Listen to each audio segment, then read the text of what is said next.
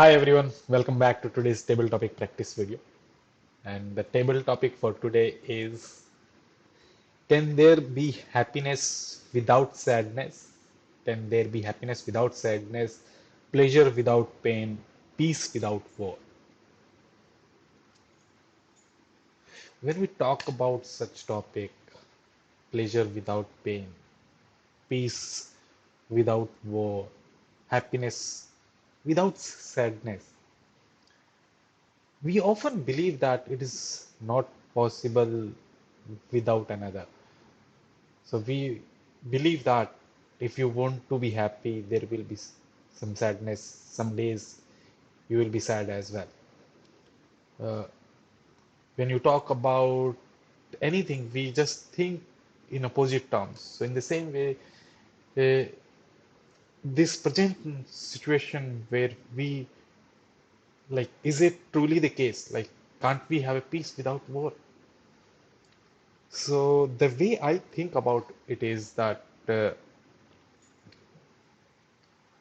we think about this scenario, the peace without war,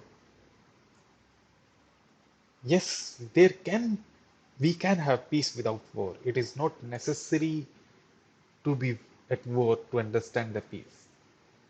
But it is also true that when we at war, we understand the most what really peace is. What is the importance that peace hold in life? At that time, it becomes very clear that yes, peace is important, war is really bad.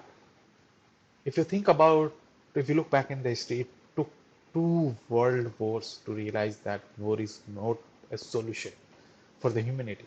And that's why the nations actively work towards there is a UN. We actually try to resolve our differences without being at war.